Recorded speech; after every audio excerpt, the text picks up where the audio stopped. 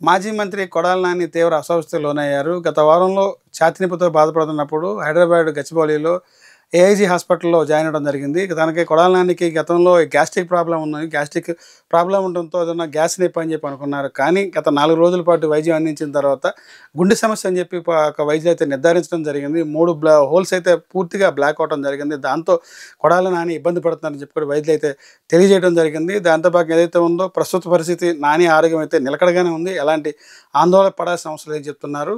ఈ మెరుగైన వైద్యం కోసం కొడాలి నానిని హైదరాబాద్ నుంచి ముంబై ప్రత్యేక విమానంలో తరలించడం అయితే జరిగింది. ముంబైలోనే అత్యాధునికమైనటువంటి ఏషియన్ సూపర్ స్పెషాలిటీ హాస్పిటల్ ఉందో అక్కడ హాస్పిటల్‌లో నానిని అడ్మిట్ చేయడం జరిగింది.